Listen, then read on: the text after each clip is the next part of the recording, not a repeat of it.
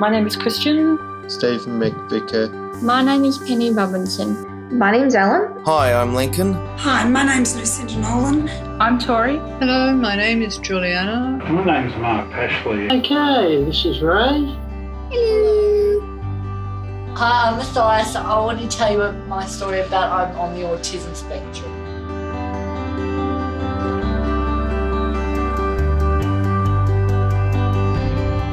Hi, I'm Silver Huang.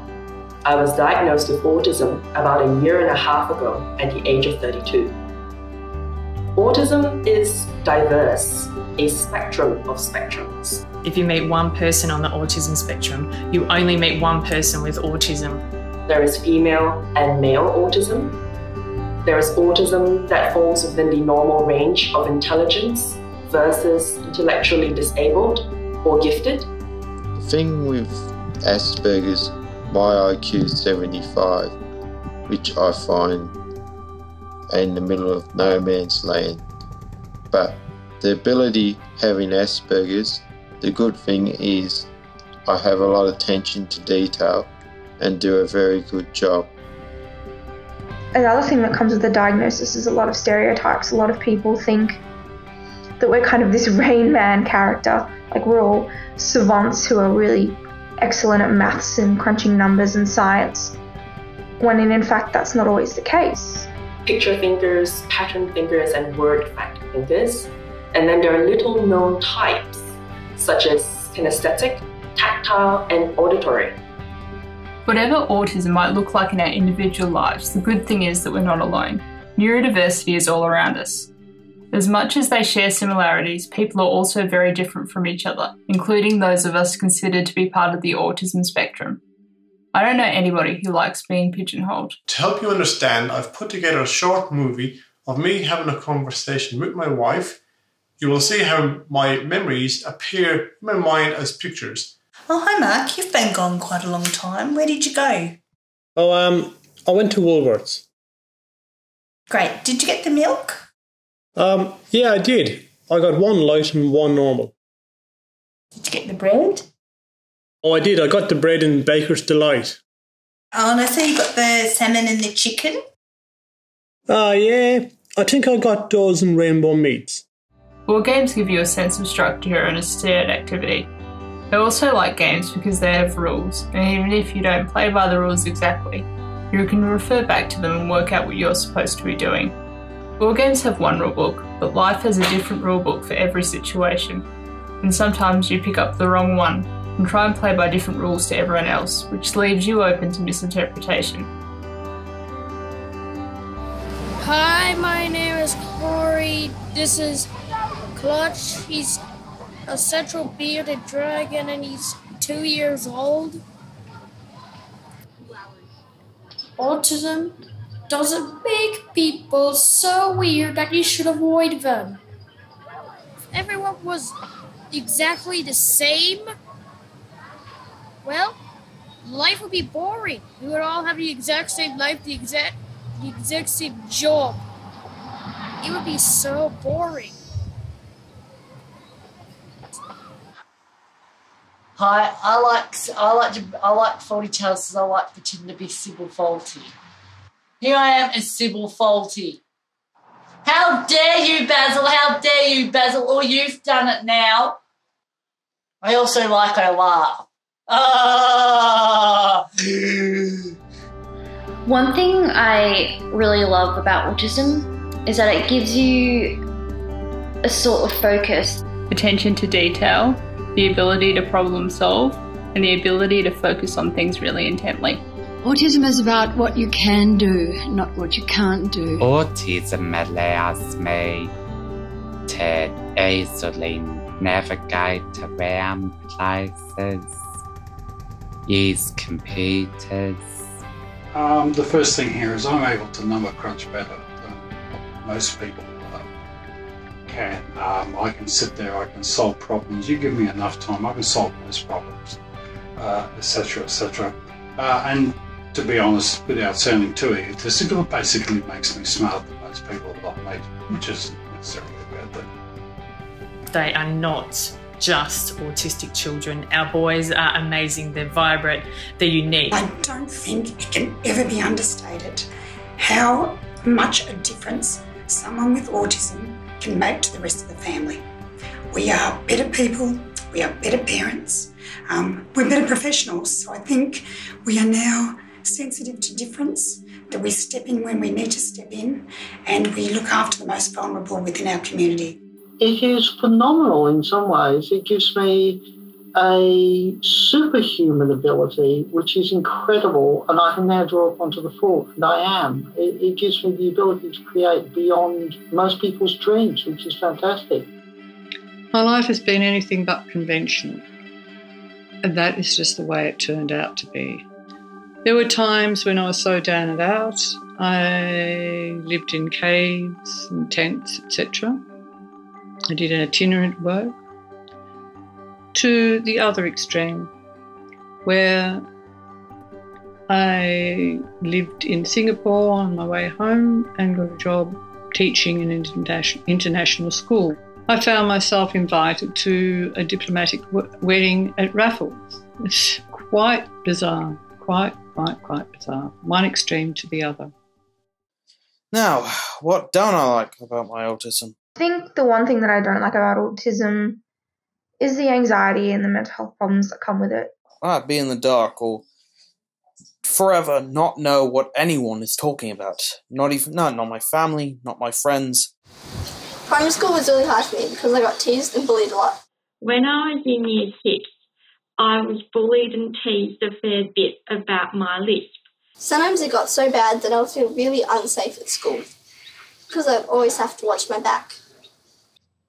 Being autistic is hard because you can't live in a normal life. Having autism is you're going to be stuck in the same position forever. My relationships, sadly, have been total failures, and they didn't even know I had autism. Well, sometimes it affects the way I communicate with others, resulting in miscommunication between myself and other people. For example, if I try to pay my wife a compliment, saying something like, "Honey, you don't look so fat today." The problem here is I can't see what's wrong with what I said. After all, honesty is the best policy. Now my wife is upset. I can't see why. I'm not sorry. I can't see why I should have to apologise. After all, I paid her a compliment, didn't I? I get stressed out really easily, and when I get stressed out, I tend to have a lot of meltdowns, which is really annoying. What's it like having a brother that's got autism? It was kind of annoying at first because he would always like scream and cry every time, but he doesn't really do it much often anymore. So you found the crying really hard to cope with? Yeah, like 5 years of torture. You ask what autism is to me? Can you hear it? I got 3 children on the spectrum. Yes, I look tired. I'm sick. I'm home alone. I got 2 kids who got massive meltdowns. It's late and I want to go to bed. But I can't. You see, tired, exhausted mum. That's what it is. But I love my kids. I love them with all my heart. And there's nothing I wouldn't do for them. I would do anything. And to hear them struggle like this, it's hard. The sad part is that he can't really communicate properly. I actually have like a soft side for him. Every happy clap. Every happy hand clap. Hand. I also like playing my timpani drums. Start.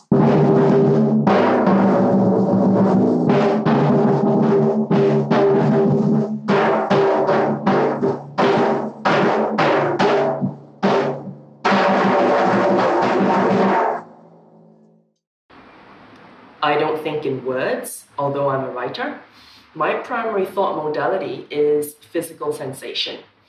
Every thought or concept is modeled in my mind as a fuzzy three-dimensional grayscale object, each with its own unique frequency signature of physical sensation. Relevance between concepts is represented by a combination of similarity and dissimilarity in frequency, as well as proximity or distance in their spatial relationship. Hi, I'm Jane, and I am the mother of two beautiful little boys, the oldest of whom is on the autism spectrum. This is an essay that he wrote when he was maybe 6 years old, so towards the beginning of year 1, and it's about shapes. I like shapes. Shapes make me better. The octahedron makes me better. Lots of shapes make me better. They are 3D shapes instead of 2D shapes. They make shapes in the shape room. There are lots of shapes. I need shapes to feel better. I like looking at the shape wall. Shapes are better. Shapes have power. Dodecahedron is better. I like music, and I'm also learning the piano.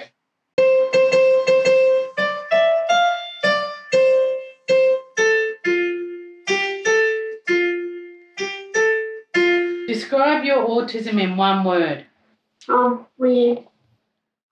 In the moment that someone uses the word weird, it seems to me like in that moment, they are picturing the world being like this. That right there is what is normal, and everything else is what is weird. So when I ask someone what they thought of a movie they've just seen, or a person they've just met, or what they think of me, and they use the word weird to describe that, I next have to ask, if it's in your area of weird, then where is your area of normal? And where in your area of weird does this thing fall? So when I'm called weird, I'm usually just optimistic and like to imagine that the kind of weird they've placed me in is a good kind. We need to celebrate. We need to celebrate how diverse we are as a community. We are all individuals. We are all unique. We are all different.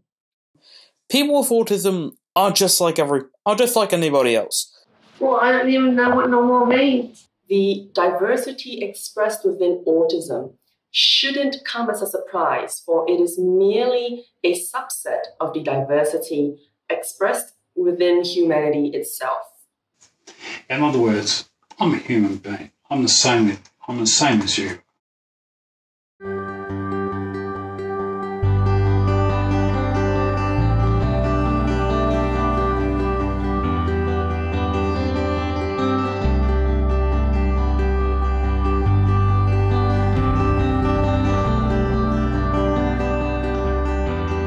Daddy's home.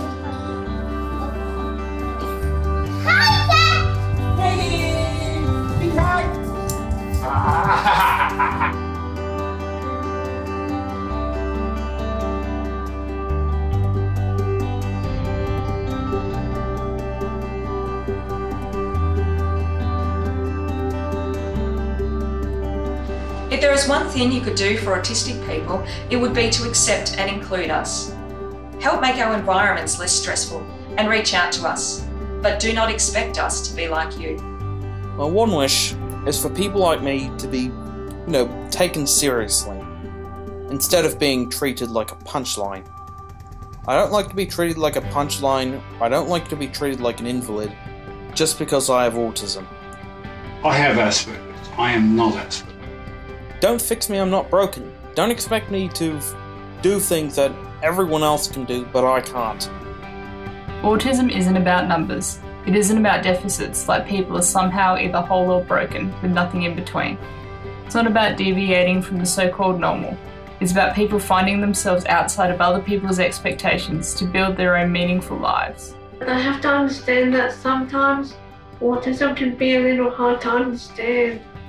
I also wish that people would stop seeing the stereotypes of autism, such as their apparent lack of empathy. Most people have stereotyped people who are on the spectrum as being gifted but with very limited social skills. That annoys me because I'm far from antisocial. To be honest, being social makes me feel good and is one of my favourite things about life. At the Victorian Autism Conference last year, Rita Jordan said in her plenary, "The biggest gift you can give to people with autism is time."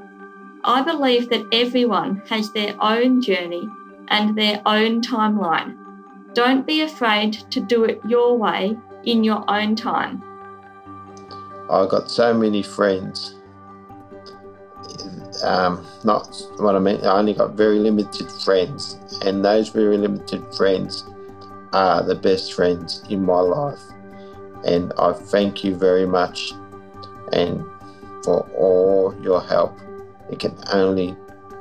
I'll try to make things better.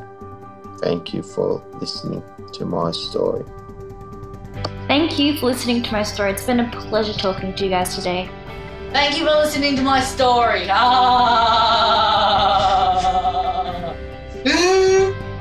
Thank you for taking some time out of your day to watch this video. Peace out. Thank you. Thank you. This is Lincoln, signing out. Let's celebrate our differences, as well as the hope and the heart that we share. If we work together for good, who knows what heights we'll be able to reach in the future. My name's Corey. Thanks for listening.